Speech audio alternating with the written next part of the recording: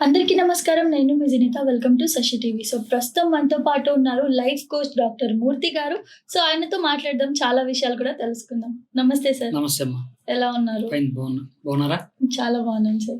So, first of all చాలా సంతోషంగా ఉంది సార్. మీ నుంచి చాలా నేర్చుకోవచ్చు మా వ్యూవర్స్ కానీ, నేను కానీ. సో, మీకున్న ఎక్స్‌పీరియన్స్ ప్రకారం కొన్ని డౌట్స్ అయితే క్లియర్ చేసుకుందాం. షూర్. సార్, ఇప్పుడు ఈ ప్రెజెంట్ ఉన్న జనరేషన్‌లో మనం కామన్‌గా వింటుంది ఏంటి అంటే చిన్న ఏజ్‌లోనే లవ్ చేస్తారు. బ్రేకప్ అయిపోతది ఏదో ఒక విధంగా. అమ్మాయి తప్పో, అబ్బాయి తప్పో.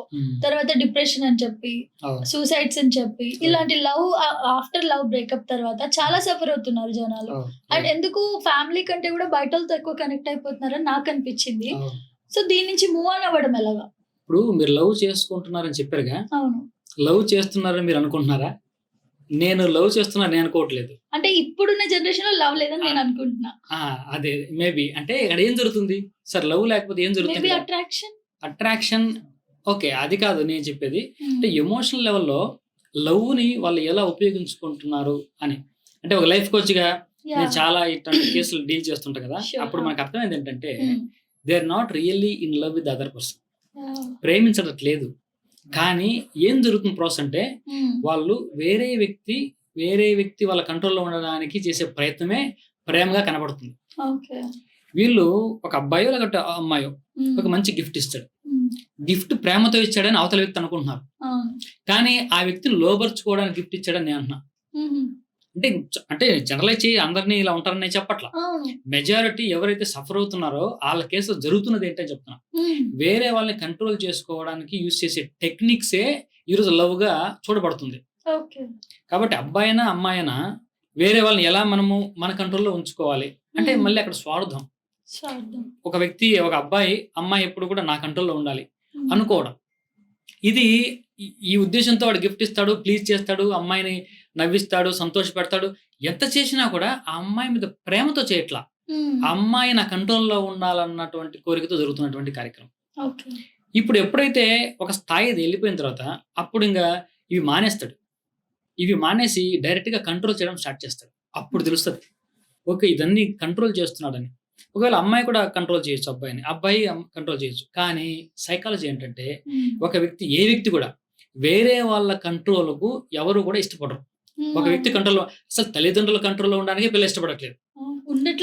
ఇప్పుడు నువ్వేంటి నన్ను కంట్రోల్ చేసేది అంటే ఇంతకాలం ఎలా ఉన్నావు అంటే ఇంతకాలం వాడు కంట్రోల్ చేస్తున్నాడు తెలియదు నీకు. ప్రేమిస్తున్నాడు అనుకుంటున్నాం కానీ కంట్రోల్ చేస్తున్నారు ఆ వ్యక్తి. ఈ డిఫరెన్స్ తెలియక అది లవ్ అనుకుంటున్నాం. కాబట్టి ఎప్పుడైతే కంట్రోల్లో ఉండడానికి ఇష్టపడకపోతామో అప్పుడు సహజంగా బ్రేకప్, అది బ్రేకప్కి దారితీస్తుంది. ఈ బ్రేకప్ అయిపోయినప్పుడు మేబీ ఒక పార్టీ అమ్మాయో అబ్బాయో చాలా జెన్యున్గా సిన్సియర్గా లవ్ చేసేవాళ్ళు కూడా ఉండొచ్చు. వీళ్ళు హర్ట్ అవుతారు, వీళ్ళు మీరు అన్నట్టు సూసైడ్ వరకు వెళ్ళిపోతూ ఉంటారు. ఇది చాలా డిప్రెషన్లోకి వెళ్ళిపోతూ ఉంటారు. అది లేకపోతే జీవితం లేదనుకునేంత స్థితికి వెళ్ళిపోతూ ఉంటారు. ఇది చాలా చాలా ఇంపార్టెంట్. ఇది చాలా సింపుల్ టెక్నిక్ నేను చెప్తాను. ఎవరైనా అటువంటి స్థితిలో ఉంటే, నాకు రీసెంట్గా ఒక అబ్బాయి ఇటువంటి స్థితిలో వచ్చాడు. అంటే అతనికి నిజంగా అమ్మాయి లవ్ చేయలేదు ఇతన్ని ఫ్రెండ్స్ ఏడిపించడం కోసం రోజు ఇంజనీరింగ్ స్టూడెంట్ అతనికి అరే నిన్న అమ్మాయి ఇష్టపడుతుంది, నాకు నీ గురించి అడిగింది, వాళ్ళ ఫ్రెండ్స్ అందరూ అదే దాన్ని సమర్థించడం, వీడికి లేని ఫీలింగ్ క్రియేట్ చేశారు. వీడికి కూడా ఫీల్ అయిపోతున్నాడు నిజంగా అమ్మాయి లవ్ చేస్తుందని. వీడి ఫీలింగ్ వీడిని అలా క్రియేట్ చేసి వీళ్ళు ఎంజాయ్ చేస్తున్నారు ఫ్రెండ్స్ సరదాగా. వీడు చాలా సీరియస్ అయిపోయి ఒకరోజు అమ్మాయికి ప్రపోజ్ చేశాడు.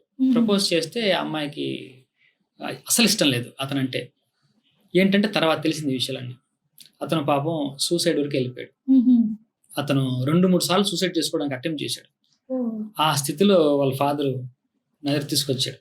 నేను సింపుల్ టెక్నిక్ చెప్పాను, ఎన్ఎల్పి టెక్నిక్, ఎవరైనా చేయొచ్చు. ఆ అమ్మాయి తలక జ్ఞాపకాలన్నీ కూడా ఒక పేపర్లో రాయమని చెప్పాను.